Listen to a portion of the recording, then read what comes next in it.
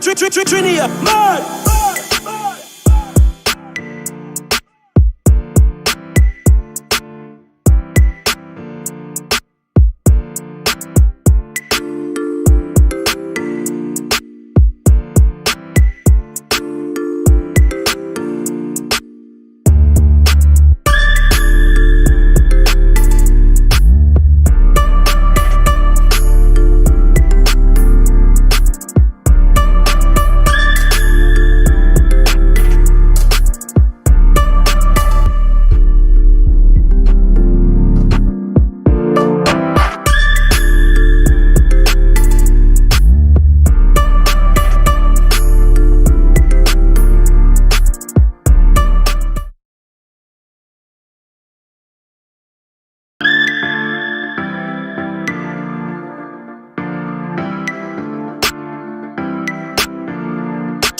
Trinia, mad.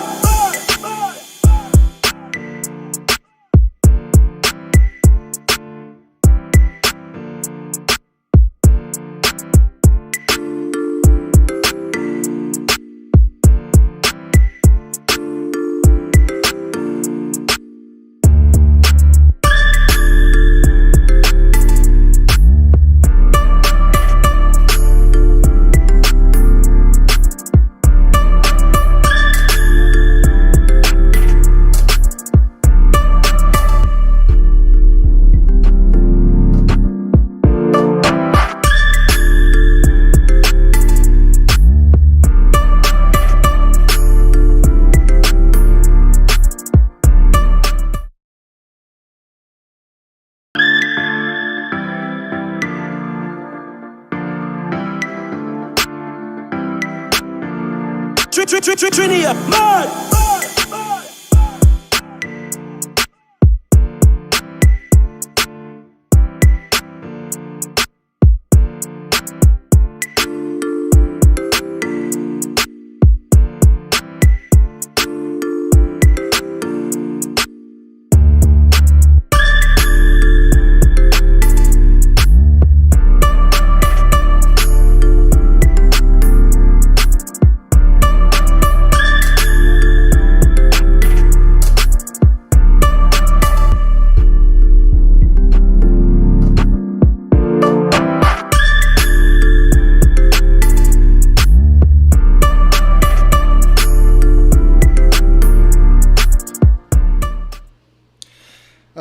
Sorry about that, folks. We had some technical difficulties. We got cut off.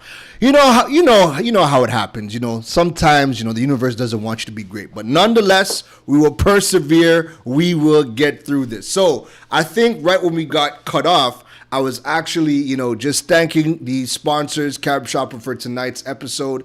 Carib Shopper, again, they're all about bringing Caribbean culture to you. If you are a vendor here in Jamaica or here in Trinidad, jump on the platform. You can post all of your goods on the platform. They will work with you to get your products shipped over to the U.S. and also in Canada. The platform pays you out in U.S. dollars for your goods. So definitely go and check out caribshopper.com. Now, without further ado, let's bring on my guest for tonight, Mr. O.C. Phillips. What is going on, my brother? What is going on? Yo. Thank you for jumping in again on a Sunday evening. It's always a pleasure to be here, man. Nice, man. How things with you? My friend? Can't complain. Could have been worse. Could also been better. That's how it goes. That's how it goes. Be like if the glass have water in it, you should just drink it and not study if it half or full. I feel you on that. So, folks, tonight we're going to be diving into the keys for e-commerce.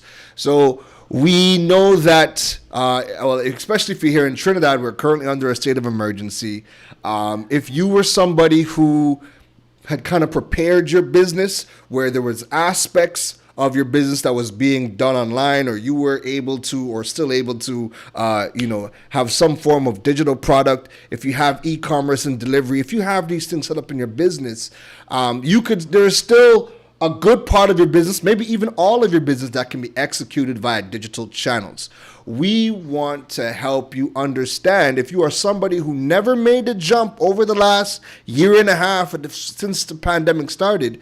If you have not made the jump and you still had questions as to, well, what is needed for e-commerce to really happen within your business, tonight we're going to kind of go through the different things that your business needs so that you can participate in e-commerce, so you can sell to anybody in the country, anywhere they're located, and get your products delivered to them, and also start to participate in the global economy. We want to see you generating your own foreign exchange. So, OC, you ready, my friend? Yep, let's go. Shall we dive in? Yep. All right, word. So, again, you guys know how this works. You guys in the audience, please show some love. Let me know if we're doing good. Let me know if you're excited. Drop some reactions. Share the broadcast. This is one of those broadcasts where the people need to know this information. There really isn't many places you can go online to learn about e-commerce in the Caribbean. And this information is going to be something that can really help somebody start to generate their own income or generate a side income. So share the broadcast. Remember, jump in the comments. Definitely engage with us. All that love, we feed off of it. Ask questions. We're going to be diving into your questions tonight, most importantly. All right, so to kick things off, tonight's episode is the keys to e-commerce. This is the Going Digital During Lockdown series. And the first order of business for your business to be able to participate in e-commerce, there's a very important thing that we need to touch on, and that is the Visa debit and credit cards. The Visa debit and credit cards. Now, why is this extremely important for your business if you want to participate in e-commerce? And on a very short note, people need a mechanism to pay you. People need a mechanism to pay you. Central Bank in Trinidad had said up to last year that there was a 15% penetration rate of credit cards. So the actual credit cards from the bank here in Trinidad, 15%. So a big part of the argument that businesses used to have, where they never really thought about getting a website and whatnot, was because they were like, well, if only 15% of the country has a credit card, why even invest that time and money in putting something out there when people can't pay you online? But it's changed now because the banks since December have all switched over to, and I'm going to show you guys mine. The banks have all switched over to the Visa debit cards. So with these Visa debit cards, these have replaced the standard bank cards. And once you are using a Caribbean payment processor, anybody that is holding one of these new Visa debit cards can now go on your website online and pay you online. OC, have you switched your cards over to the Visa debit cards? I've only switched one of my cards, so I haven't been able to personally dive into the other banks, but I mean I've been on multiple ends of transactions with it or setting up e-commerce with it. Right. What have you seen? What have you seen? I guess before the banks started to really push the rollout of Visa debit cards, and you were building e-commerce platforms for businesses. What's some of the objections that some of these businesses had with building an e-commerce platform? And how do you see Visa debit cards helping the situation? I mean, the initial thing was cost, passing on that whatever percentage charge from a transaction fee. Some people actually include it in a cost model. Some people actually factor it into the price of a product and try to bundle products. Some add it into additional fees, and some don't understand it at all, and they kind of just try to reject it. Right. So you've seen some people ask, like, to do a transaction, we want you to make sure that it's a minimum quantity before you even purchase now. So people try to navigate it in different ways. Yeah, and that's why you always see the those signs from links telling you, hey, if a company says that you have to have a minimum payment, report them $20. because yeah, that's crazy. And what now? What coming from Canada, right? I don't even, as a matter of fact, I don't own a wallet. I have a card holder. This is something that I've always had from since Canada. I don't carry cash. So coming to Trinidad, a big adjustment was, having to have cash on me because, most places, everybody will take cash. Not everybody will take a Links card. Worse, when the Visa debits rolled out, most merchants only see the Visa part, and they're like, no, we don't take no credit card because they don't want to pay. Though we don't want to pay the 3%, right? Even though the Visa debit cards, they charge you the regular standard Links cards, regular debit transaction, 75 cents. What I don't understand, and I guess you could shed some light because you've been, you born and grown in Trinidad, right? But the outlook that we have abroad is that if you don't take something like a Visa debit or a credit card, then that means you don't want business because most of us don't carry cash. So when we come as foreigners, when we come to the Caribbean and we flash these cards and we're like, yeah, you take debit, and they're like, no, do businesses look at it like, do they understand the loss that they take? Because they're studying the loss of the 3%, but you've just lost the sale altogether. Do businesses worry about the loss of revenue by just not taking the card altogether? No, because I think businesses suffer from two things. One is people look at profit and not market share. Businesses here look at, could I make $100 on a product rather than $10 on 1,000 products, and capture total market share of a market. So you'll see international companies go into a market and they want to get everybody. They want to get a product in the hand of everybody because they think that here's what, if you buy more often or I get $1 more from everybody else, it kind of equates to profit, right? And you have a larger consumer base that you could now upsell or cross-sell. Right. And what we do understand, number two, is something called customer share of wallet. Customer share wallet could be, if I sell breakfast and you come to my I sell breakfast, lunch, and dinner. You work up right opposite my food place, but you only buy breakfast from me. That's only 1/3 of your share of wallet because you buy lunch and you buy dinner, right? Why am I as a place I'm not looking to sell you everything, breakfast, lunch, and dinner. So in other words, businesses look at, I'm making enough from a cash transaction, but they don't think that, all right, do I do cash and links? So you're losing that digital side or that link side, that debit side of the wallet. And that's because it's hard for them to tweak a business model to actually configure or to match both of them. So they just ignore that side of the wallet, and they try to maximize this side. Right. So I think if businesses kind of tweak that into a business model, and it happens a lot with digital because people don't understand it and they fear what they don't understand.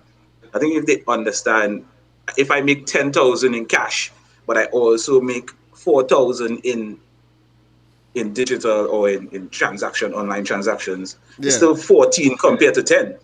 Correct. Correct. So I think they need to get that. And I mean, it's so much safer to be using Visa debit cards right now. And then the foreigners, again, people that are coming in. This is something that every carnival, any of my family friends come down. One of the biggest complaints is they're like, "Yo, we can't shop nowhere. No one wants to take their credit cards, right?"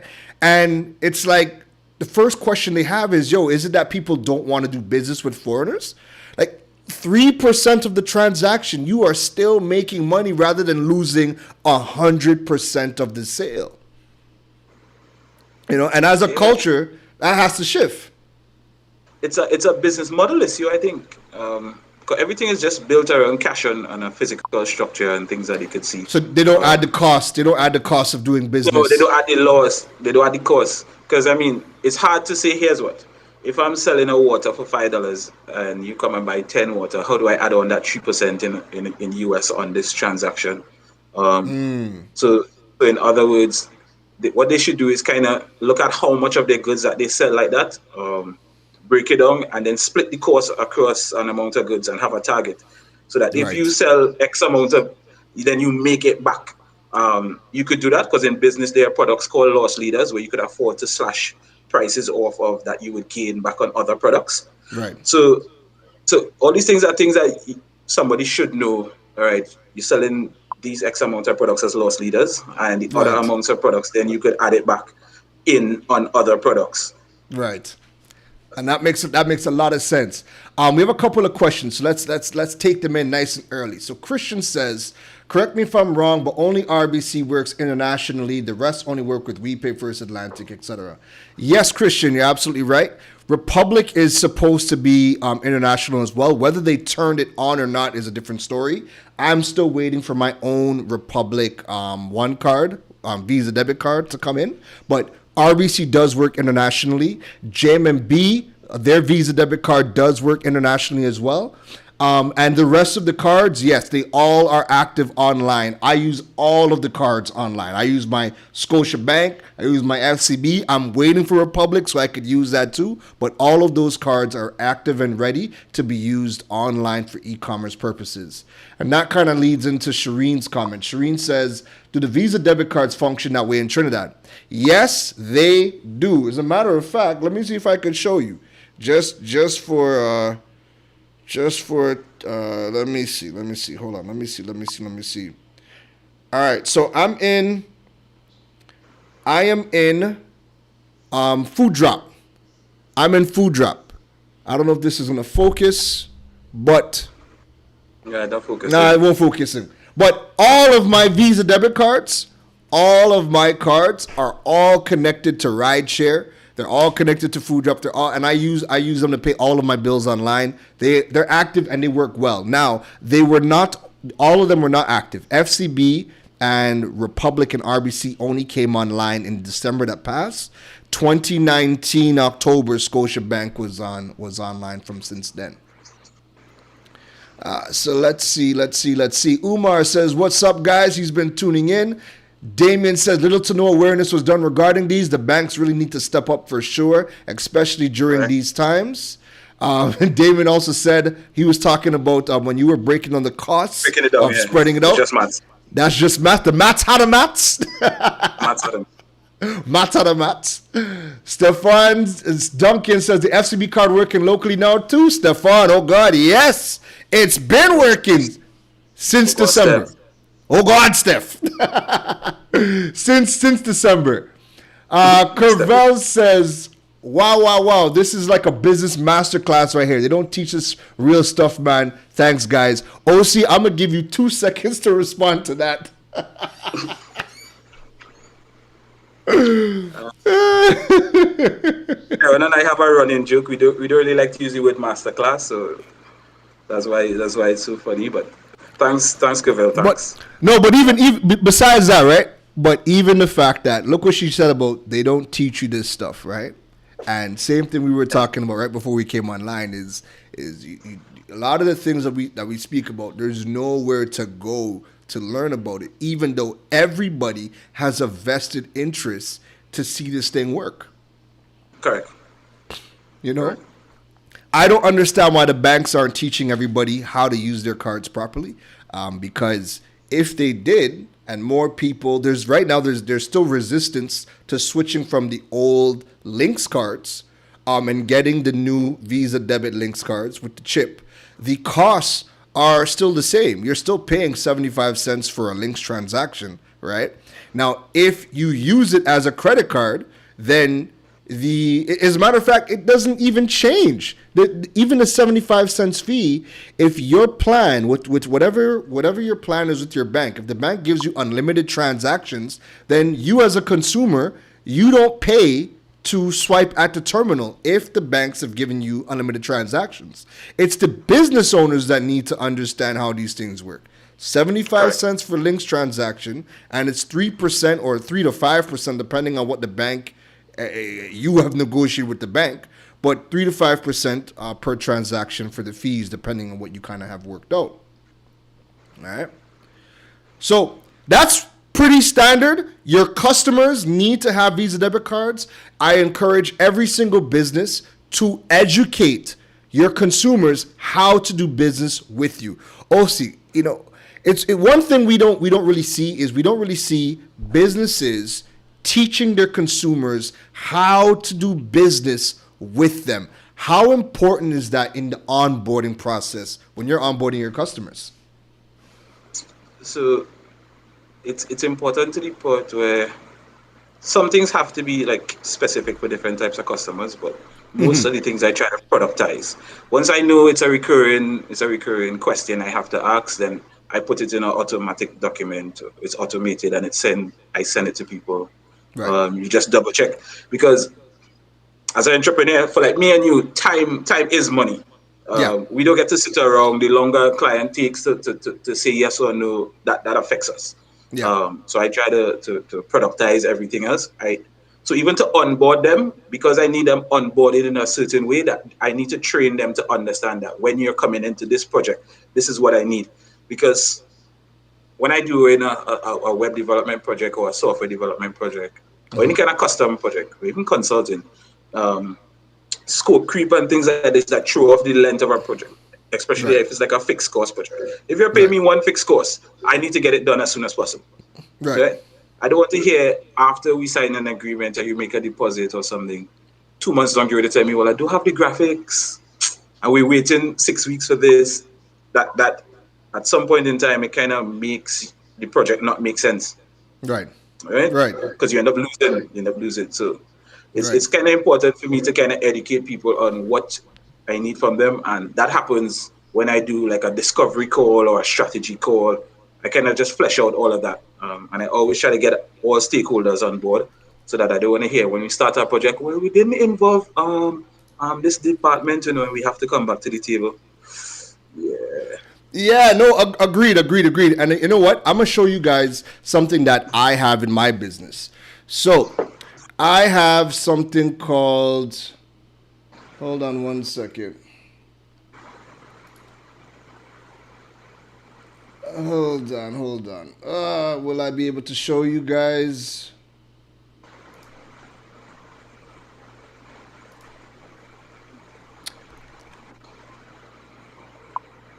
All right, you know what? Scrap it. All right, so basically, one of the things that I do in my businesses is I have something called a how-to page, right?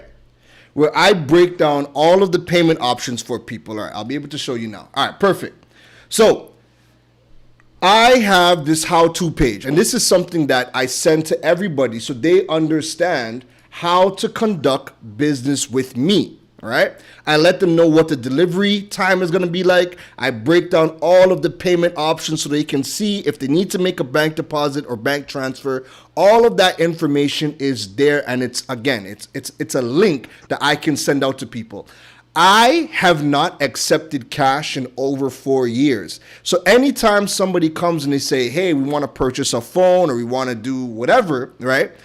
In my business, I always want to have some form of collateral to show people how they can do business with me, how the delivery method is going to be, what are the payment options. That way, I don't have to keep explaining that to them. And I focus on educating the customers as to, again, how to do business with me. That way, they're not blindsided. They get onboarded properly. I'm constantly talking about the Visa debit cards because the more they know about the Visa debit cards, they will know to go in. Like, people have gone and got these cards because of me and then conducted business on my website. And it helps society on the greater because the more people that have these cards and understand how to use them, when they now go to OC's business, so they go to your business, or they're looking to, make a purchase for you online or whatever, they already know about these things, but you yourself have to take up the mantle and educate the customer. Don't rely on the banks to do it, because if you were to rely on them to do it, well, the customers are just going to be harassing you with questions on how to pay and everything else, right?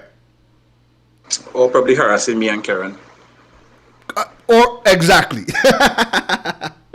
So next up with respects to what is the second key to e-commerce is the platforms. So we're gonna dive into the platforms. So the key things with platforms is your business having something like a website. If you're a service-based business, being able to send digital invoices or pay links. And I'm gonna do a live demonstration on pay links in a bit. But with respects to platforms, OC, how important is it for your business to have a platform or mechanism to put your products out there and get paid? So getting paid is number one. That is number one for me. I mean, I think platforms are subjective. Some people look for different things. I think I always tell you, so I'll tell them. I live by something called the definition of done. I feel like DOD is when you do something and because they say perfection is the enemy of good enough. I think everything that you do after good enough may not be necessary, and the time you take in to do that may cost you more if you do something else. I don't know. Right.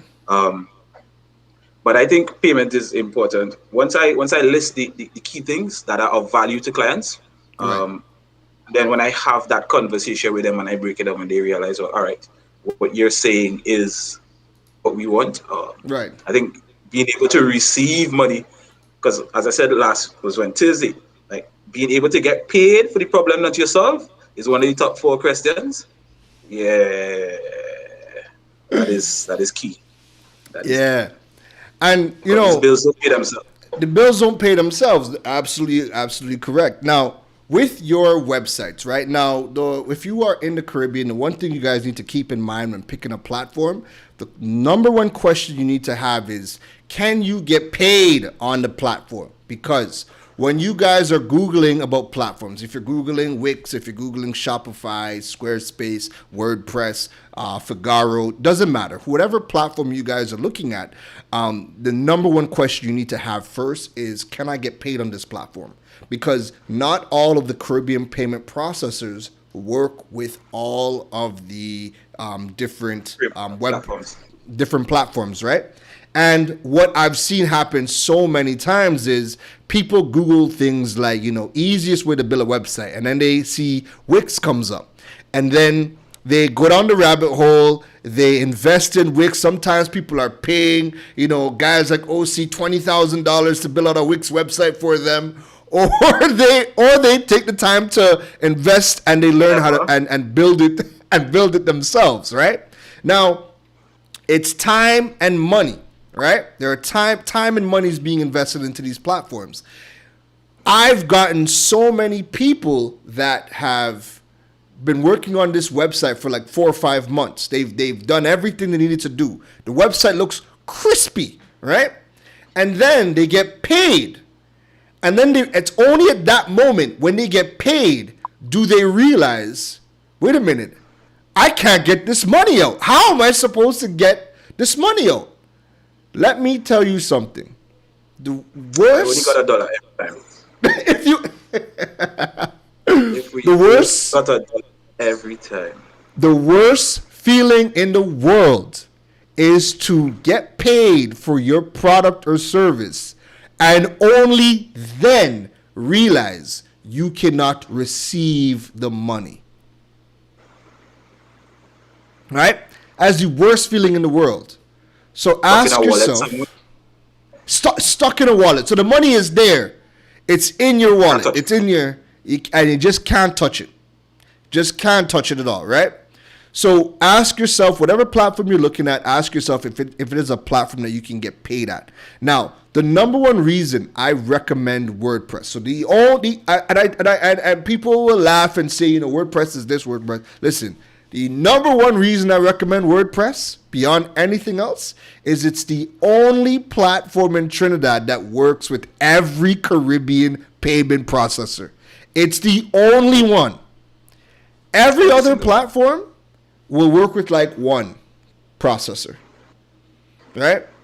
WordPress is the only one that works with everything. OC, when people are choosing platforms, what are something else after? So okay, you know which payment processor you're going to use. What are some things that people should be asking themselves when they're looking at picking a platform? Definitely ease of payments. Definitely what's easier for you to use in terms of SEO when people find in your product. Because a lot of websites, a lot of businesses suffer from obscurity. Like people can't buy from you if they don't know you exist, right? Right. So after you set up all of that and nobody could find your product, nobody could, your products aren't optimized in terms of descriptions, Right. like because I have this conversation almost on a weekly basis.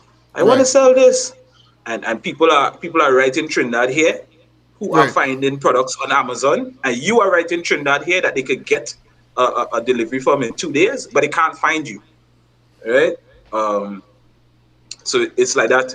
So it's always ease of payments. It's always SEO or different layers of it. Yeah. And then basically it is on a lower layer of that SEO is a on page strategy or off page strategy, which means are your products or services optimized for people to find it or for your target market? And off page, how do you connect all your things in your ecosystem? Because the Right. truth is, some websites are needed just to collect payments or just for blogs or just for frequently asked questions. Yeah. And most of your traffic comes from social media. So it needs to complete that ecosystem. So it really is like that part of the question. Right. I would add in fees, because depending on what you're looking to do, all of these platforms have a different pricing structure. All right. Like I know when you want to do e-commerce with Wix, when you want to do e-commerce with Squarespace and Shopify, they have tiered pricing when it comes to e-commerce. All right. So you also need to look at the fees to see how much it's going to cost for you to even take out the e-commerce package. Now, WordPress doesn't charge you for e-commerce. WordPress just charges you for your domain name and for your hosting. So domain name is like $7 a year. You can get WordPress hosting for as low as $3 US a month. And then if you're using something like WePay as an example, or PayPal, these are things, or Social Pay, these are things that do not charge you a monthly fee. So your monthly cost to operate your website is as low as $3 a month on WordPress. When you're looking at the other platforms, you just need to ensure that you can afford the e-commerce fees, because they're all different prices, and that's just a fee that you pay to the platform. That doesn't include your processing fees from whichever payment gateway that you are using. So I don't know if you remember, a while ago I did an entire breakdown, and I haven't seen anybody did anything like this for the Caribbean. But that and it's still on my LinkedIn. Somewhere I would find it and repost it, because it's something that needs to be reposted probably like every 3 months. How do you calculate your e-commerce break-even point? So again, it's easy for people to look at a brick and mortar store and say, all right, my rent is $5,000. I need to sell $5,000 in goods to get my head above water, and then Right. staff, fees, yada yada yada. Right. But when it comes to e-commerce, there's a break-even point. If you spend $12 on all your e-commerce assets for the year, then if you sell one product a month, you need to make $1 that goes back to your break-even point. Right. That says that I need to sell one product per month as a forecast over 12 months for me to break even and cover all my digital asset costs, and then I would make money. Right. And then anything above that would go back to marketing campaigns, your customer acquisition costs, how do you drive traffic, your content marketing, SEO, and all the other things, right? So just like businesses that has to pay staff, there are fixed costs for digital, there are recurring costs for digital. It depends on your business model and how you break it down. Digital Right. is just not, hey, I just feel to throw up a website and make money. There is a plan, a structure, and a model surrounding it that you need to understand. Yeah. Because it's not tangible and people can't see it like an actual physical product that Yeah. they could buy for 5 and sell for 10. A lot Yeah. of people get lost because you could get lost in digital. So You a lot of people can get lost definitely in it, get but you lost. have to have a model surrounding it that you know to yourself, how do I manage this? Right. How do I guarantee that on a monthly basis I need to make 5 transactions or 10 or whatever the number is that makes that work for you. Right. Right? So, we got a question from John Paul. What do you guys think about consumer readiness when it comes to web development? That's a tricky question. That's actually a good question. It's It's good. it's a very good question. Now So consumer readiness. Go ahead. You go ahead first. let me throw my hat in the ring at it now. Consumer readiness could be looked at in different ways, right? Like somebody asked me just recently, most of their customers purchase through social media and WhatsApp. They want to build a site. There's WhatsApp integrations for the site, and there's different things that could be done. Right. The hardest thing to do is change consumer behavior, right? Because consumers think that they should be paid to make a change. Um, so and that's the problem with most businesses here. Not to segue too much, but people don't try to reach customers where they are, Right. and it's a bunch of marketing spent to try to change consumer behavior. So consumer readiness has to do with just your entire um, population readiness. So there's innovators, um, right back down to laggards, early movers, late movers, and that whole part of your society. Right. Consumer readiness would only have to be with people who understand digital. There are people who Right. would fear it and say, I don't know how to navigate it. And that goes back to what we were talking about before. If you Right. know your buyer personas, your target customer are people that not ready for this type of digital, then you need to meet them either traditional or some other medium, right? Uh, so your consumer readiness depends on your target market. One Yeah. depends on who you're looking to buy, who are your buyers, your buyer Right. persona. And the last thing for consumer readiness is your consumer ready to actually purchase? What is the cycle that they would go through? Is it that they need some sort of consultation before they buy? How long is the buyer process for that? Would it take 3 months, 4 months, and then productize as much as you need to productize in between that so that you Right. could fast track that transaction? Right. Market readiness. I think one of the things that needs to happen is more education of any of these products or services. But we've also needed a catalyst. Me and OC were talking earlier today, and one of the things that we spoke about was people have never needed to change. There hasn't been something. There hasn't been a catalyst like the COVID-19 pandemic to really force change. And I think COVID-19 is doing wonders for digital transformation in the region, or at least a conversation of it, than anything else that has ever happened throughout the entire region before. And the longer this pandemic stays and businesses lose money and bleed out, they will have no choice but to figure out how they can change their business model, how they can actually go digital. Is there aspects of it that they can now change and systemize? What new products and services can they unleash within their respective niche? But the conversation is happening. And again, the longer it happens, people will have no choice. So I think the catalyst is here. We just need more initiatives like this that we're doing right now to put the information out so people have a place to go, so they kind of have an idea as to, well, where do they start when they need to really get online. Correct. And you can't really force market readiness. Much products that come out that talk about they're too early to market.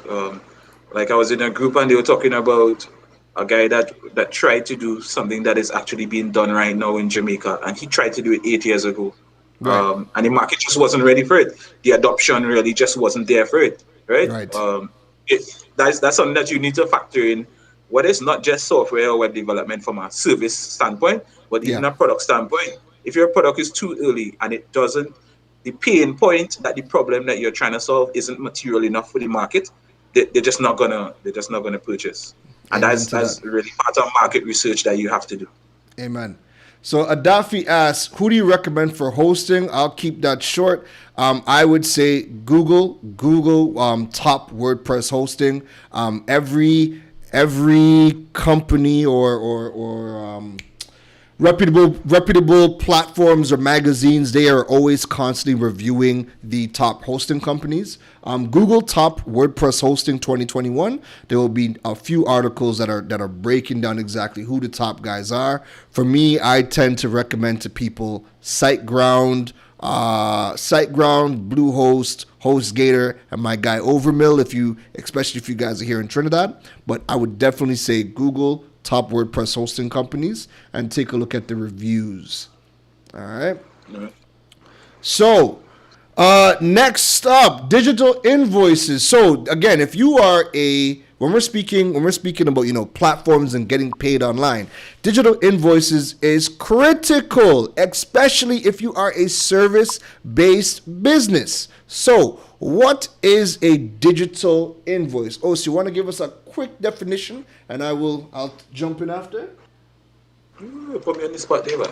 So a digital invoice is essentially a invoice that you create from either software or payment gateway. I use WePay as my invoice basically, and that invoice you send to a customer, and that usually works for like me. I'm in a service business, so I don't really have much products that are actually fixed price.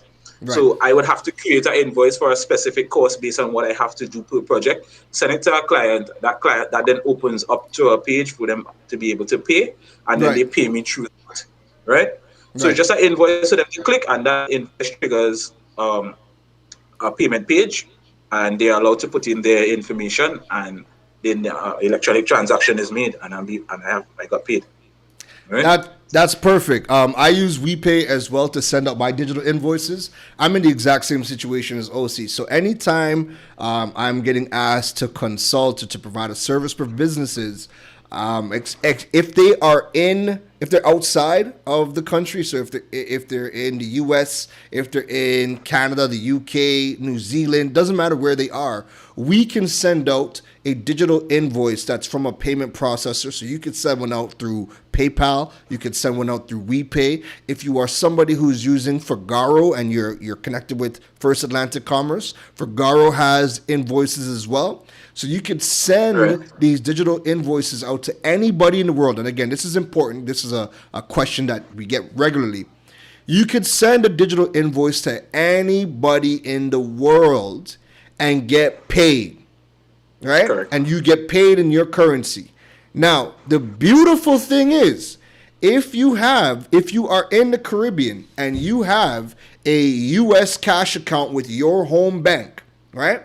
And you are using either WePay or First Atlantic Commerce or any other payment processor that processes in U.S. dollars, you can send a digital invoice in U.S. dollars and you can keep the U.S. and it goes directly into your bank account. All right, so I'll say it again. If you are somebody who is a service-based business and you want to send a digital invoice to somebody in Nigeria, you could send them a digital invoice. They will then receive it and they would pay with a credit card. They would pay that invoice with a credit card. You can keep the money in your home currency. So for us here, it'd be TT dollars, or you can keep it in US dollars, and that money would go into your bank account. So what I want to do is I want to give you guys just a quick demonstration of what a digital invoice kind of looks like. All right. So right now in my WePay wallet, I'm broke. Anybody want to send me some money? Please do. Please send them. Please send. Yeah. Go fund me too. We need drinks. We need drinks on the series. We definitely need drinks. Keron, we got to go talk to them. So when you click on invoices, you click on create an invoice. All right. You can then put the amount that you want. So let's just say if I was going to send OC, an invoice, charge him for co-hosting with me. I send him a nice little invoice. Then I can choose who pays the processing fee. Do I want the customer to pay the processing fee? Do I want it to be a 50-50 split? Or do I want to absorb the fee? All right? I could then put in OC's Phillips. OC, I want my money. I broke. I want that money. All right? I could then put in a little message. All right? Once I hit next, the invoice is created.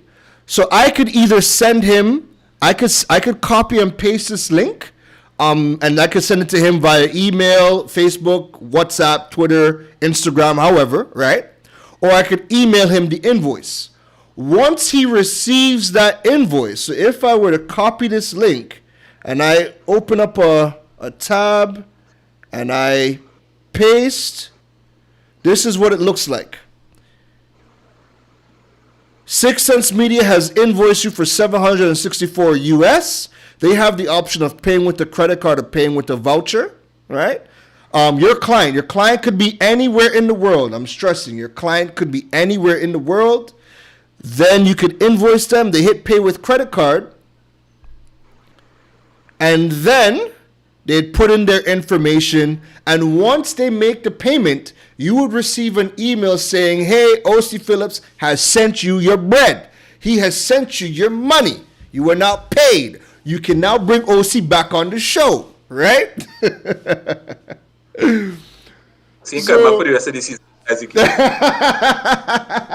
So if you guys don't see OC next episode, it's because OC ain't paid our invoice to be on the show.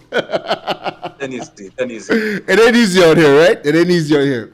So that is what a digital invoice looks like, right? And again, if you are a service-based business, or if you're somebody that, you could be selling products, but if you got to do a custom order, digital invoice specifying the amount will be perfect. And again, you can send that to anybody in the world.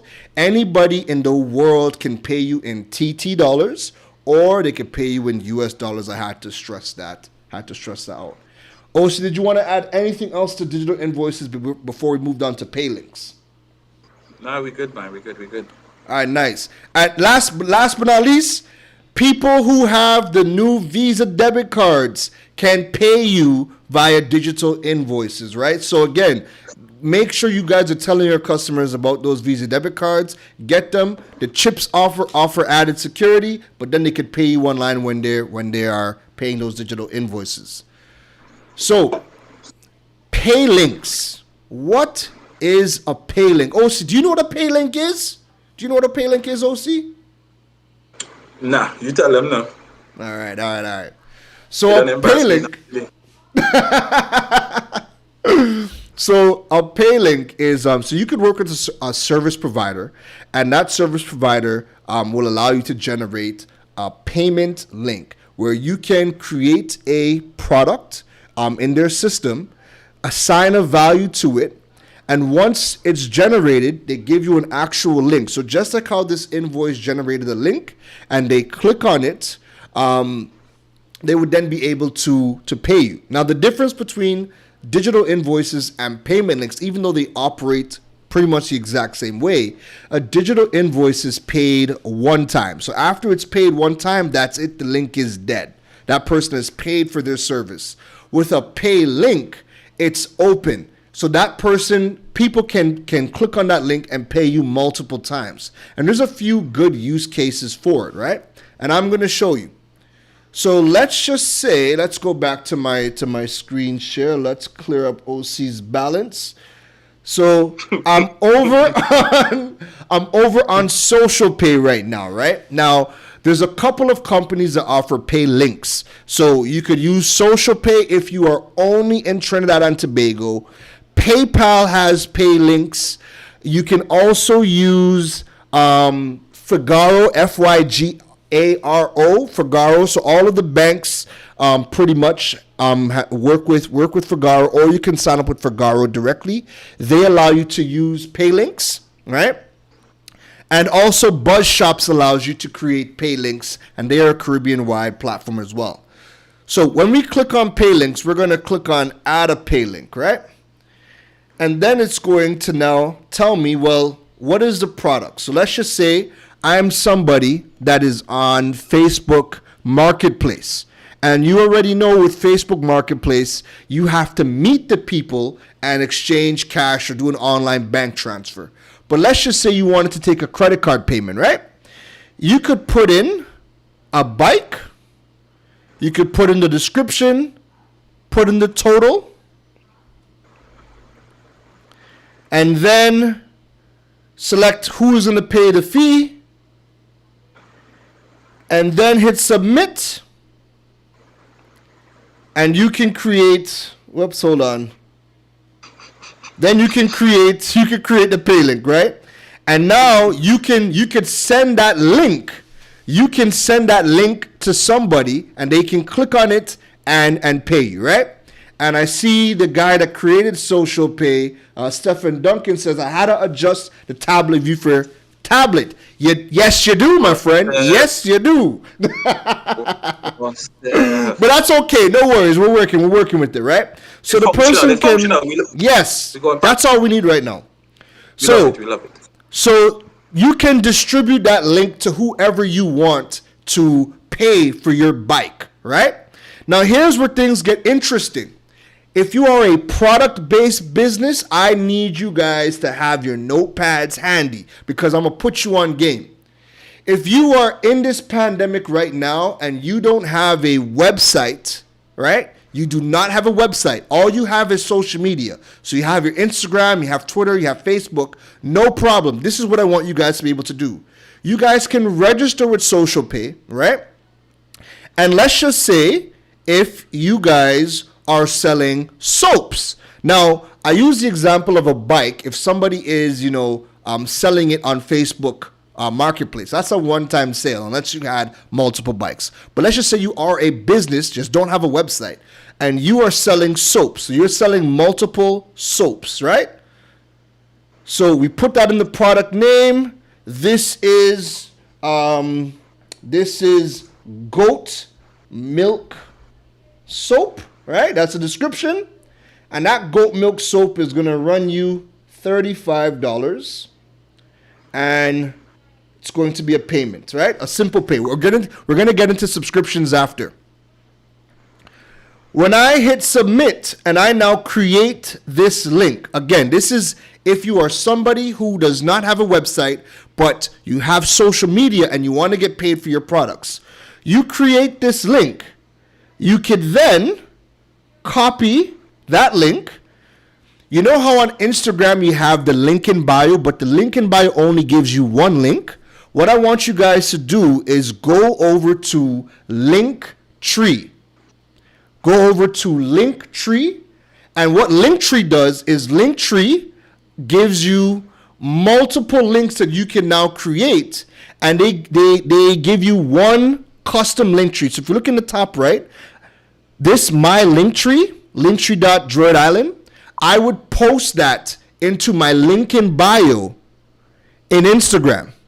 So when the person clicks on that link, right, they would then be greeted with multiple links. So when the person clicks on my link in bio, which would be my Linktree link in the top right hand corner, they would then be greeted with this page that has multiple links. So let me show you guys. If I open a new tab, this is what that would look like. So imagine somebody's on my Instagram right now. They click on my link in bio. They're presented with all these different links, right? And that would carry them to where they need to go. So if you are a product-based business, what I want you to do is you are going to copy the links for your products. You're then going to go inside your Linktree, right? You are then going to add a link for the product. So put the title, and the title is goat milk soap. You paste the payment link, right? And now, anytime somebody sees your products on your feed and they see it, that person can now go to your link in bio and purchase. They can purchase the goat milk soap, right? So they hit the link in bio because they've seen this sexy picture of your product. They go to link in bio. They then click on goat milk soap and watch this. Look at that. The person now fills out their information for the goat milk soap. They put in the quantity of how many soaps they want. And then you would get an email saying, hey, OC Phillips has ordered 10 goat milk soap because OC loves goat milk, right? He ordered 10 of them soaps. And I want to sell back in a small shop up by me. Well, there you go, right? So this is critical if you are somebody that does not have a website, but you want to use your social media platforms to sell the products, especially right now where you need to be able to sell today. Like if you don't have a website, I want you guys to look at Social Pay if you're in Trinidad and Tobago. Look at PayPal as well if you have PayPal. If you are in, if you're outside of the Caribbean, then PayPal and Stripe, all those are options for you. But if you are in the Caribbean, let's just say if you're in Jamaica, look at Figaro, Fygaro, right? And utilize their pay links features. Get your link tree set up and put your top products inside of your link tree. That way when people see those pictures, they can go to your link in bio and make the orders, and you could accept credit card payments right away. All right? OC, I have one more thing to show these people before I bring you right back in. All right? Drink some rum, OC. Drink some rum, OC. Drink some rum. Nah, I don't drive. You gotta drive. All right. You're being responsible tonight. All right, no problem. So let's just say you are a service-based business. So see, this one is for you, my friend. Let's say you are in a service-based business and you have a product or service that is a recurring product or service. So let's just say OC out here and he is, selling these goat milk soaps, and Tanti Eunice down the street, she wants, 5 soaps every single month. She has the same order every single month. She fed up having to go to OC or call OC. She just wants to be on a subscription for the soaps. Okay? If you have a product or service that you can put people on a subscription, that's even better, because now that is what we call predictable recurring income. And anytime you get people on predictable recurring income, that's huge, because now that money is automatically deducting from their credit cards, and you're getting that money in your account automatically every single month, right? So this is what that subscription looks like. So we go back into Paylinks. So let's just say order of, let's do something else. Let's do a barber wants to put you on a subscription for your haircuts, right? So the barber says, yo, we're going to give you a specialized pricing for 4 haircuts. So 1 haircut a week. We're going to give you a special pricing. So my as bald as I am, my barber still charges me, $120 TT dollars to, line me up and keep me looking good. They should have. They should. Let me go on YouTube and learn how to trim one time, man. Yeah, that's TT dollars, right? That's TT. So let's just say my barber said, here's what's going on. You're here every week. We're shining up that good old bald head so you can look good on camera, and we're lining up that beard. Let me give you a special price, right? We're going to give you 4 haircuts for the price of, we're going to give you 4 haircuts, right? And we're going to charge you. So if he's charging me, we're going to give it to you for $250, right? Let's just say they want to bless me with $250 for those 4 haircuts, right? we would then select subscription. Then, most importantly, you select the frequency of this subscription. All right? Select the frequency of this subscription. So let us put monthly, right? How many occurrences? So how many times is this debit going to happen? Is it going to be an unlimited transaction? Is it going to happen once, twice? You can specify how many times you want to debit this person's account. Again, this is happening automatically, right? And this is for credit cards only, folks. This is not for bank accounts. For bank accounts, you got to do a standing order. But for credit cards, you can set this up, and this is going to automatically deduct the credit card, right? So I could tell him unlimited, boss, I'm not switching barbers anytime soon. You just bill me, right? And then we could set up the recurring date. Set up the date. All right. So it's going to happen. It's going to happen on the first of every month, right? So let's review. This is for 4 haircuts, and the reason I use barbershops is because it can be a service-based business as well. Subscriptions are for everybody.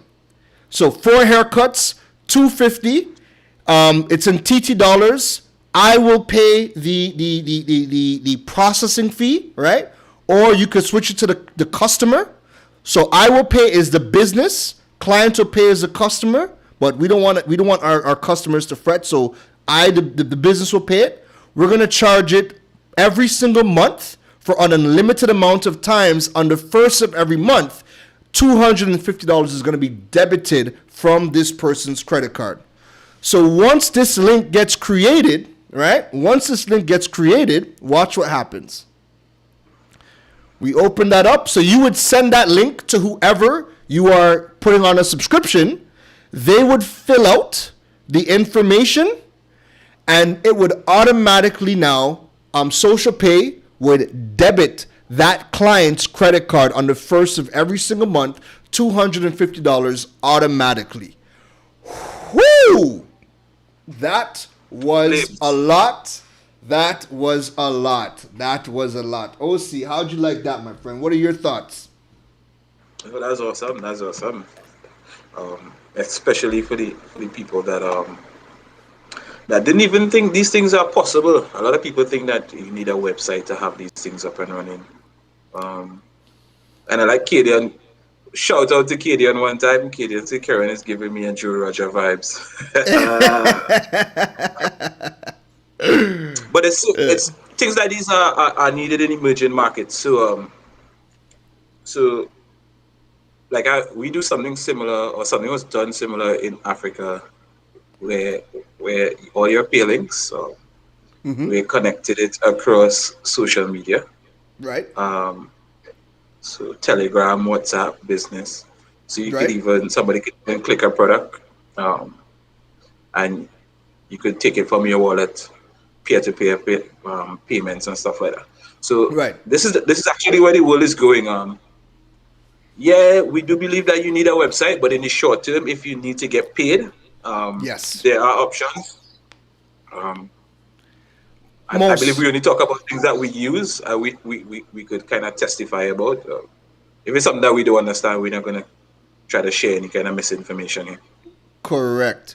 And most important thing is, so, I mean, a website is going to be needed if you're growing your brand, because this is going to host your information, your content, your blogs, and those are things that are going to be, pushing your brand. But if you are somebody where you don't have a website, you're using social media, you have the clientele, you have the audience is there on social media, man, take advantage of Paylinks, because you can sign up for, if you're in Trinidad and Tobago right now, you could sign up for Social Pay right now as we're speaking.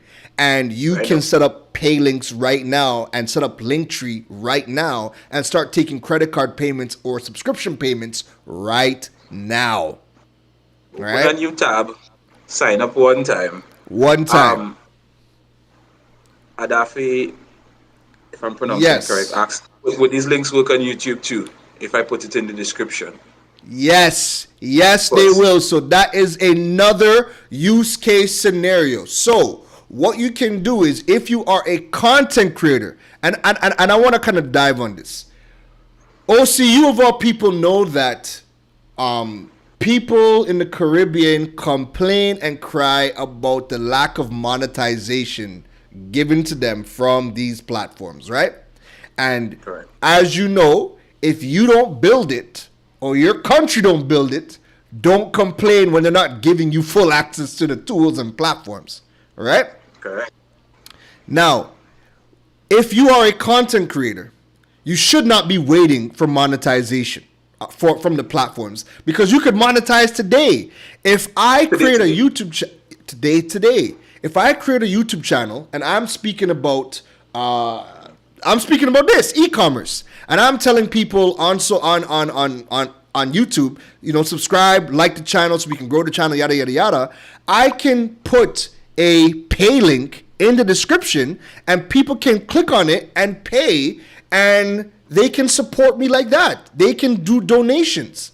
If I'm selling products, I can put pay links to the products I'm selling in the descriptions, all of the social media platforms. So you do not have to wait to monetize on any platform. You have the tools right here, right now.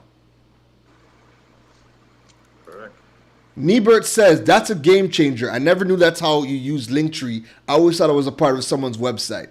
So you definitely use it. Definitely use it. Get those extended links so that you have more options. You give your customers more options for more links, so you can kind of direct them to where you want to go.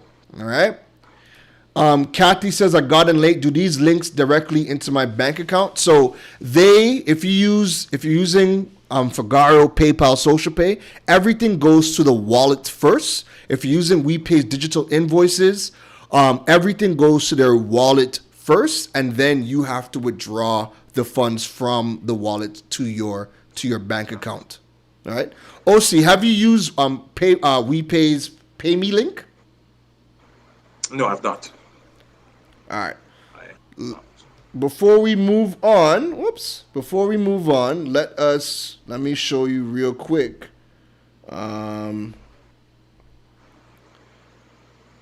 So WePay has WePay Me Business, where you have this link, and it's exactly like the PayPal Me link. So this payment link, you could send this link to anybody, right? And this is better. This is better if you are, doing lives like this. Matter of fact, I should probably put this in the live if anyone wants to donate. Donate. You can put this, donate to the cause.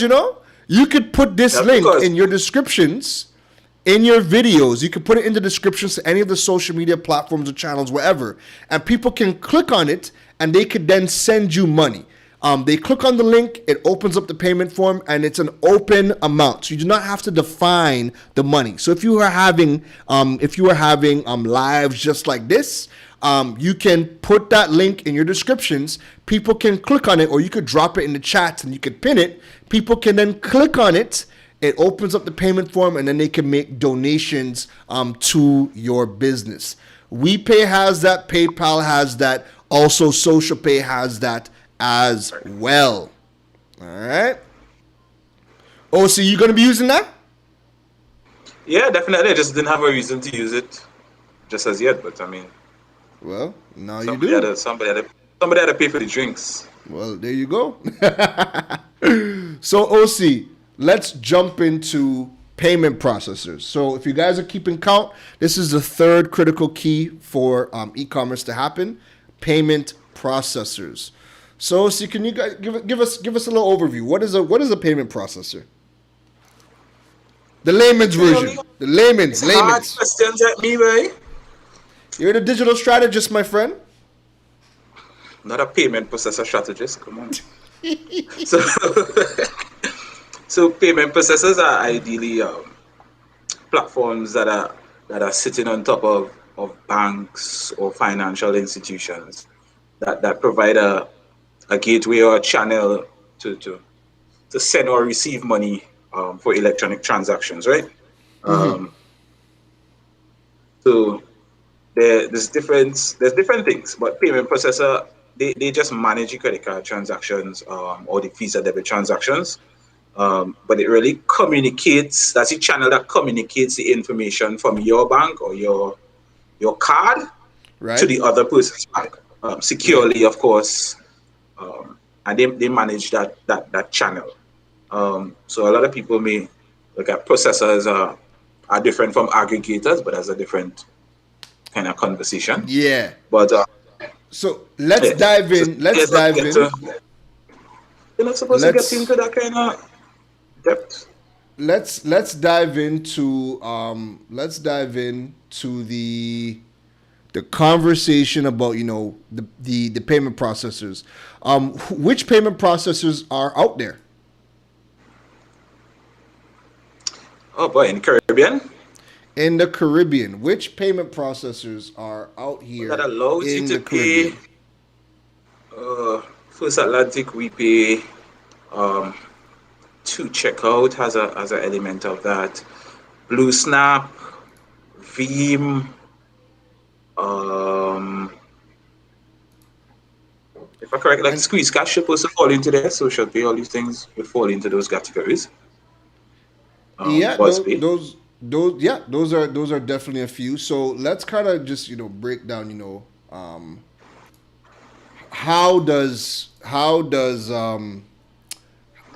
How do you obtain these payment processors? So if you are in Trinidad, let's start with First Atlantic. Let's just give a little rundown of how First Atlantic Commerce works, because that is a payment processor that is throughout the Caribbean. That's the largest payment processor, if I'm not mistaken, in the Caribbean, and the setup process is relatively the same. I think so. So let's just Um, dive into that. so First Atlantic, and each processor has its place depending on what you're doing. Um, I always tell people you could try to have more than one in a site if necessary. Um, and that's because a lot of people don't realize. So for me, I tell people, well, closest people in the circle, um, like it's easier for me to convert EC to USD now. So Right. if sometimes as a part of a strategy, you could use a payment processor that works with Eastern Caribbean currencies easier. Because it's harder to convert TT dollars to USD. Right. Um, so for FAC here, you would need a merchant account. I think FAC has somebody in every single bank here that you could talk to that kind of deals with merchant accounts, especially Correct. for their onboarding process. Correct. Um, so they would somebody from there would send you a link of a list of people in different banks that you could connect to. They would help you get a merchant account. Once you meet those requirements and you pay the necessary fees, then it sends you a document on how to integrate. Um, your technical team more than likely would have to do that because that document is 142 pages, I think. Um, Yeah, if you are going down the route of you depending on the if you're platform going that to, you're using, right? Um, you would definitely have a technical team. If you are using platforms like they connect to a variety of content management system platforms. Again, okay, popular one is WordPress. So if you're going to connect to them, after you've opened up your merchant account, you've registered with First Atlantic Commerce, and if you created that account, at that point you need to know, okay, well, which platform are you going to be using? If it's a okay, platform that FAC directly connects with, then they would either have a plugin or a bridge that their team would work with you on setting up to connect to your website. But the okay. the real issue is, again, going through the banks, because it's a bit of a slower process. The banks Right. have their monthly fee that they charge. Typically for Correct. a merchant account starts at 100 US a month, and then the payment fees for First Atlantic Commerce are three Annual percent. fees, transaction fees, stuff like that. Yeah. Yeah, Um, so that I think that's for First Atlantic. yeah. We That's pay that's that's pretty much the gist with First Atlantic. We pay. we pay we pay is basically you sign up electronically, like their KYC. You upload all the forms, take a picture and upload all the documents. Sometimes in a day or 2 days you get onboarded with your account, and then you could set up that. You could send digital invoices, or you could create that merchant key that you use for a sandbox environment for WooCommerce, Right, and you connect that directly to your platform. right. So there's that. Yeah, Basically, I that's think the rest basically of them it. are it's They don't. basically the same. You know, it's how you upload your they all the processors need a KYC part. You know your customer. You upload your registration, business registration, banking information. Make sure that you're legit. They check to make sure that you're a legit company. I guess you sign all terms and agreement, and it just means that how much fees individual processors have, and it that really depends on again your business model. If you think that you need that merchant transaction, that merchant account for FAC, then fine. That allows you to be paid in US. Also for WePay, if you have a US bank account, you could also get paid in US. Other than that, all transactions are converted to TT dollars. Yeah. The Or good if thing you're in a different is, country, you connect to your local currency. yes. The good thing is that WePay doesn't charge you because you're not going to the bank. WePay does not charge you a monthly fee. So how the merchant accounts with First Atlantic Commerce, the banks charge you a monthly fee for the merchant account. WePay does not charge you a monthly fee. So you could definitely start there, and then if there are features that you need from First Atlantic Commerce in the merchant account, when you start to generate some money and some income within your business, you could always switch at that point in time, right? But to get started, definitely look at a payment processor that isn't going to charge you, or it fits within your means. Because once you budget for it, once you schedule for it, then anything is anything, right? Correct. WePay charges you a internal transaction fee to move it from your WePay wallet to your bank account. Correct. $5 $5. TT, and I think it's like if it's US, it's like $60 TT to move that Yeah. money to your wallet, right? And the rest of the payment processors, Social Pay, Buzz Pay. I don't know what the setup is for Veeam. I'd imagine it's like the same like WePay. It's kind of between WePay and First Atlantic. It's majority of them you kind of need a merchant account, but getting a merchant account for Eastern Caribbean states are a little bit different. I guess everybody has their own requirements from their central bank, Right. and the individual banks have their own stuff to do. But so it's really different. It's All also right. it's kind of closer to PayPal sometimes, Right. or Stripe Atlas. It's kind of closer to that, but it's different. I All think right. the two best onboarding things I've seen outside of the Caribbean. Well, just to slip this in, like I love Amazon Pay and Google Pay. There. Right. Like how they make things seamless. Like Right. it's lit. We're getting there. We're working our way up there for sure. We had to get it. We had to get it. So, just want to take a quick break just to shout out our sponsor for tonight's episode, Carib Shopper. Again, bringing Caribbean culture closer to you. So, if you are a vendor here in Jamaica or Trinidad, make sure you get your products up on that platform because you can sell directly to people in the US and you can also sell to people in Canada once they've opened that up. And you can generate US currency for your business. Carib Shopper will actually send you that US currency. All right. They work with you on getting your products to the customers in the US. So definitely check out that platform. Once again, thank you to the sponsors for tonight's video, Carib Shopper. So that being said, let's move on over to logistics. Logistics partners, right? So let's keep it simple because let's talk local logistics first. Because if the people that are watching right now, these are people. Some of them don't have websites. They've now learned about Paylinks, so they're now setting up Linktree. They're now setting up Paylinks. Yeah. But now that they can take the credit card payments, the next step of the journey is how do I get my product from me in my house right now because the government has me locked up in my house. How do I get it from my house? How do I get the product to the customer? Is there any logistics companies that you like locally so far? Well, I do. I kind of do use them, but most I would have to go with Sked. I think Sked probably has to be the most interesting one that I've seen thus far. Sked's another app. Sked, There are two separate Yes, things. sped. Correct. I keep talking. Sorry. No, Yeah, because sped. SCAD's something else. Yeah. Yeah, there's something else. Correct. Yeah, sped.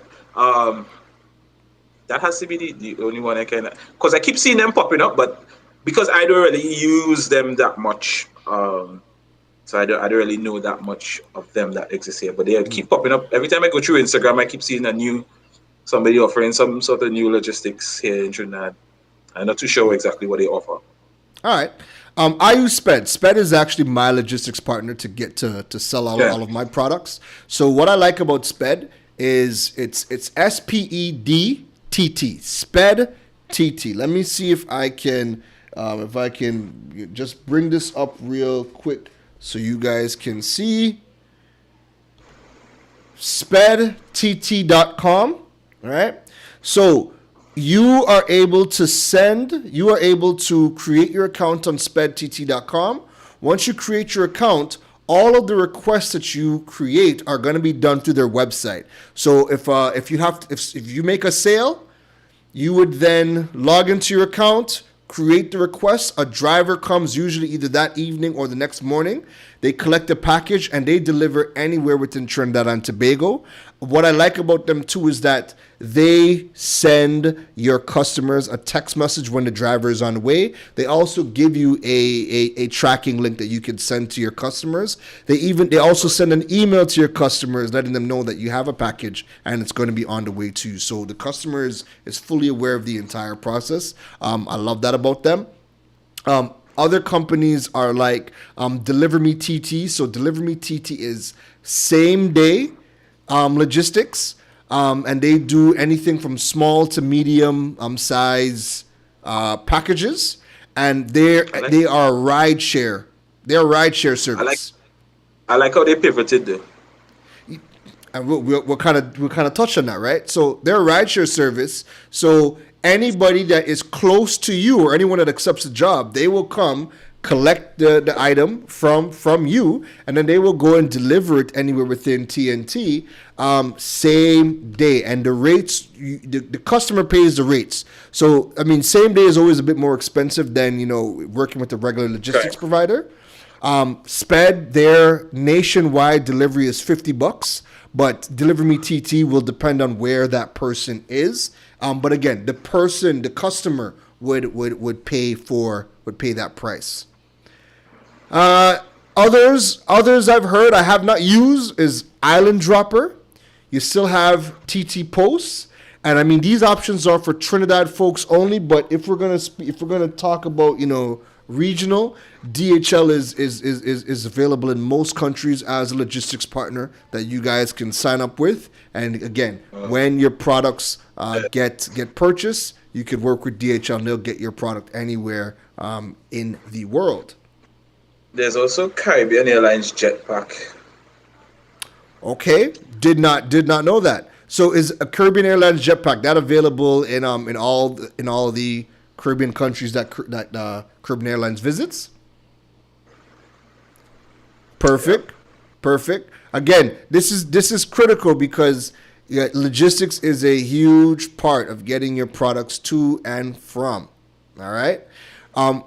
I think FedEx has a regional one also. Did not know that, but that's very good to know. That's very good to know. FedEx has regional pickup and delivery, but I think if I'm not mistaken, you have to front the cost up front. You have to pay up front. Yeah. I think so. But I could be wrong, but you guys could check it out. Same way. Yeah. This is a very good question. Joshua asks, are these delivery companies allowed to operate during the pandemic? Yes, they are. They're an essential service. So I still have my couriers are coming to collect all of my packages. Just remember, keep yourself safe, keep yourself sanitized. All the courier companies have taken additional measures to protect the drivers and protect you. So I have a pretty good relationship with the couriers that come to my house. So we kind of have an understanding. Put the package on the ground and back away slowly, and I will go and collect. Away. Back away slowly. But yes, they are allowed to operate during the pandemic because they are an essential business. So you guys definitely sign up with them. Let's kind of shift. Go ahead. No, just had a question. So, Latoya said we noticed that customer churn is on the rise. I How would saved that. you We're gonna view? get to that. We'll get to that at the end. We'll Okay, save that. All okay, right. fair. All right. Also, the sponsors for tonight, Carib Shopper. What they do is they do two really good things. If you are a business in Jamaica or Trinidad and you are producing products at scale, they have warehousing space, so you can actually drop off your products to Carib Shopper. And when the orders come in from their platform, they have people picking and packing and getting your products delivered to them. So you as a business, the only thing you need to do is focus on one, marketing your business so that you can get the sales to your store, and two, making sure that your products are, that Carb Shopper has the products. If you are somebody who is not producing a large amount of products, but you want to sell to the US, you want to sell to Canada, you want to earn US, what you would do is you don't have to drop off a bulk of products. What you can do is when the products come in, when someone places an order on Carib Shopper gives you 24 to 48 hours to go to one of their delivery points. So they have multiple delivery points around the country in Trinidad and in Jamaica. You visit one of those drop-off points, you drop off your product within the 24 to 48 hour period, and they will handle logistics getting it to the clientele. All right. And also, the clients pay the delivery fees. That is all, an upfront cost the client pays upon checkout. So you aren't responsible for that cost. OC, before we move on, let's just touch on digital products. Do you, I'm not too sure if you have. I have, but I'm not too sure if you have. Have you used any tools, platform, software, services to deliver digital products? I have not. I'm actually currently building a digital product right now, but I haven't actually used any to deliver one. So yeah, that question is more for you. You had to answer. You had to ask and answer that one yourself. All right, no problem. So, for digital products, for things like music, for things like ebooks, any sort of digital downloads, photography, if you are selling a digital product and you want to get paid, one of the platforms that I use outside of my website, so my website with WooCommerce allows for digital downloads, so I could upload ebooks, music, photography, whatever digital product I want, and WooCommerce will allow for the sale of the digital product. Another product, again, if you're somebody that does not have a website, a service I use is called, I hate saying the name, it's called Get DPD. Get DPD. And Get DPD is called Get Digital Product Delivery. And I'm going to just show you guys really quick. Get Digital Product Delivery. So you guys can upload all of your digital products to this platform. You are essentially creating a micro store on their platform, and they give you a certain amount of gigs for your products, right? And let me see pricing wise. Those are the fees. Those are fees in US dollars, right? And you can drive the traffic to your store using Get DPD, and people can purchase your products from Get DPD. Amazon is also a really good place to resell certain digital products as well. So again, start looking at opportunities for you guys to create digital products within your business, because the beautiful thing about digital products is that you could sell those things at scale, and the quantity doesn't matter. The quality is not reduced by the scale of the sale for the product as well. So if you create one ebook and that ebook sells for $1 a million times it's purchased, well, you've just made $1 million off of a $1 product that you only created that one time. OC, do you have any other pros or any other Any other reasons for people that you want to tell them about digital products as to why they should create some digital products within their business? I think digital products actually fit that entire passive income narrative. You create a product upfront. It could sell itself 2 a.m. in the morning while you sleep. It takes no effort after you've created the product other than probably updating it every now and then. But I think if you have a skill and you see a gap in the market and you could productize or make that into a digital product, I think why not? I mean, I'm currently seeing a gap in the market that I'm trying to fill with a product, and we will see how it works. Beautiful. One of my favorite digital products that I have is my online academy. So I take my knowledge, I turn them into courses. I create those courses once, and people can subscribe to those courses at any point in time. And that turns into passive income for me and a revenue generator for my business. So anytime you're able to look at your business and think about what you can turn into a digital product, whether it is going to be an ebook, whether it's a course, whether it's you do a webinar, you record the webinar and you could resell it after. There's a wide variety of digital products. And I think every single business has a digital product that they can create.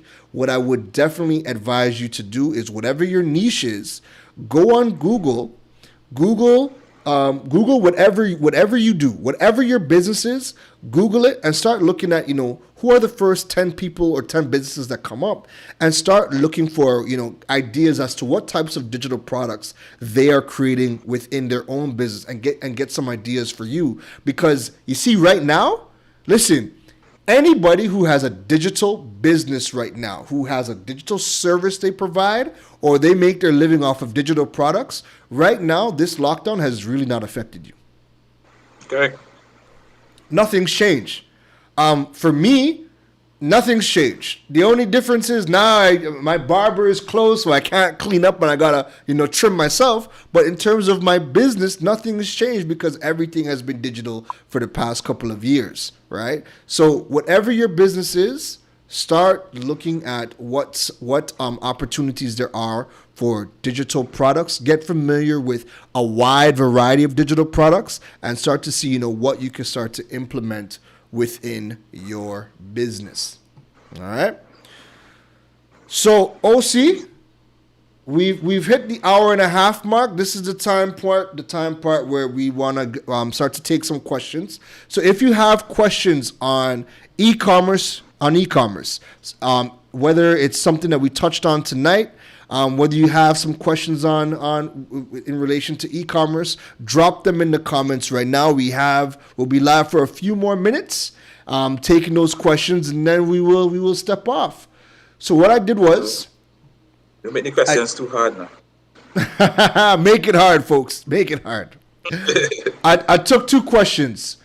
So first question comes from Latoya Williams. So Latoya says, can you mention any examples of e-commerce companies that inspire you and why? Name 5. Oh God, she wants 5. We're not limiting that to Trinidad. So we talking in general.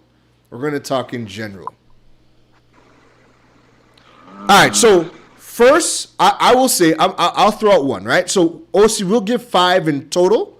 I'll give 1. You give 1. We're not limiting it to the Caribbean. We'll make it from anywhere in the world, right? I'll start with a local company. I will say I like Food Drop. I'm probably just hungry, but I like that. I like the fact that everything works smoothly. I log into their app. They have a wallet, so they store my credit card information. Anytime I want to place an order for a product, and this is the same thing with Drop Taxi and TTRS. I think they've all figured this out pretty good. But yeah, I make the order. Within 45 minutes, food shows up to my house. If the restaurant does not accept the order within a certain time period, usually within 10 minutes, Food Drop, they call me and they say, hey, we're trying to contact the restaurant. Give us 2 more minutes. If not, you could refund back your order. But everything is a smooth process. There is no glitch. There's no mess up, there's no mistake unless the restaurant messes up the order for some reason, but their entire process is smooth. I like the fact from start to finish, it's a clean process for me. So that's a good local example of e-commerce. OC, My local example would be there's a flower delivery and like those that kind of thing. Here in Trinidad called Magical Expressions. They have gotten whoever did it there, they have gotten that smooth. Product description, you could send flowers to somebody. First Atlantic in the back end to process one time. They give you like a cutoff time during the day that you could do that. You do not have to put in, you don't have to create an account to purchase. That is a pet peeve of mine, like everybody who's trying to get your information online. Right. So you could actually check out without creating an account. There are fields for if you want to create, if you want to put a note on if you're sending flowers or something. There are different prices. So I think that entire process is seamless. You put in the recipient number, you put in a recipient address, you put in your number just in case he can't get onto you, and you kind of describe as best as you could even tell them if you want it to be a surprise. So I think they figured out all the other questions that somebody would have asked if you come into a store and try to purchase flowers and send it for somebody. I think they figured that out. Perfect. That's mine. Number 3, Amazon. I think that's the king of e-commerce. Amazon. There's not much to say. OC, what is your 4th? My 4th would be there's one in Jamaica called Quick Plate. Like Quick Plate is food delivery that like every time I go to Jamaica I use Quick Plate. What is awesome for me is like the first time I've used Quick Plate in 2016 or 17. They have figured it out. They list restaurants and the menus, they list fees, they list delivery costs.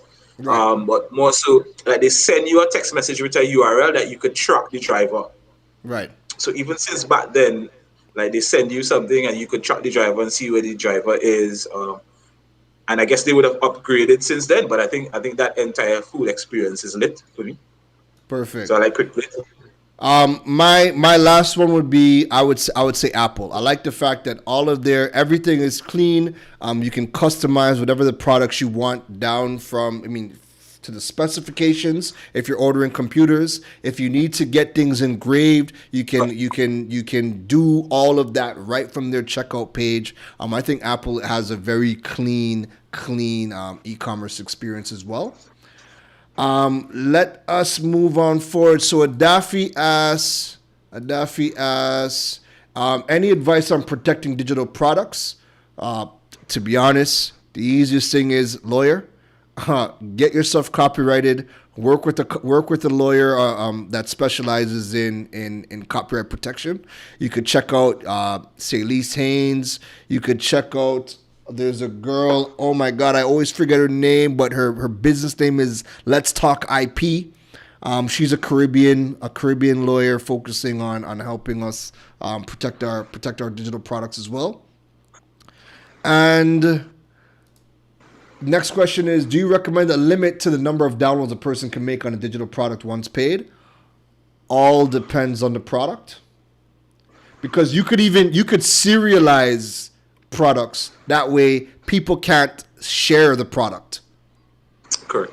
So it really all depends on the product. Because if I've serialized the digital download the product, let's just say if I serialize the ebook, I don't care how many times they've downloaded it because I know they can't share it. So it really depends on the product and if you know how to protect that product as well. All right.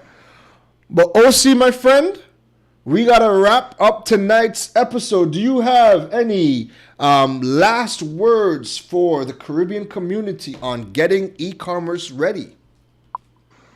Yeah. You guys could look, well, basically you could look over this entire video production. If anything is missing from there, I think anything else out there, you probably could reach out to Keron or myself. Look at where your business has to go if you do need a website right now. Short term, you could use pay links, you could use any of the other things that we suggested. Start to generate some revenue, and then you grew. If you still have an international market for your product, you could use things like Google Market Finder and try to find out if there's interest for your products in different countries. If it's a country that something like Carib Shopper could even help you out with, then you jump on the platform, because they actually solve a lot of issues for people. Um, so shout out to Carib Shopper one more time. They could jump on Carib Shopper and make life way more easier. Um, oh gosh, Stefan. Stefan say, what should entrepreneurs look for in a local shipping company for their deliveries? I guess for me, that should be some sort of rates that would mean that your the shipping isn't the cost of the actual product itself. So you're looking at the flat fees, or some delivery companies, I know they do time by distance, they do a aggregated cost. So it really has to be something that fits within a business model. So if you know that delivery for your fee for your product costs $1 or $10, then you need to know how you're gonna factor that into your business model, based on how much you sell. All Oh right. gosh, questions So lost. let's okay. We're taking this last question, and then we're wrapping this up. Last question's coming from Latoya. Latoya says, we noticed that customer churn is on the rise. How would you boost repeat purchase rates and increase customer retention?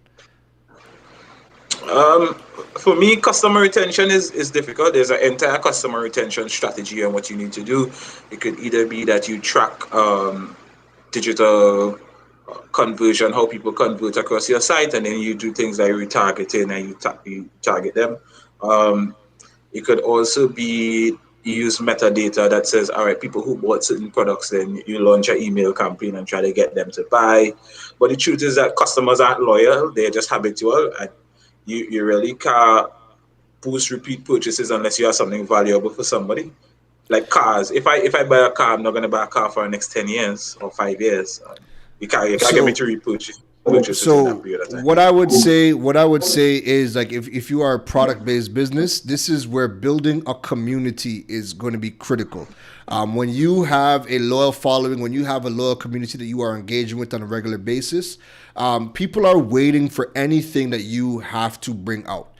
You don't have to sell them. Once you have it, they are purchasing. And if you have a product and they love it and they're a part of your community, they're following everything you do, they're watching all the behind the scenes, they're engaging with you. Anytime they are low on their products, they are going to be re-upping with you. Building a community now is going to be more critical than ever for customer retention and customer loyalty, especially when depending on the products that you have. If it's products that people can kind of get anywhere, they're willing to experiment and get something else, you need to build a loyal following. That will help with retaining some people, and even if they don't re-up with you on the products, they would still recommend you to their friends or their family. All right.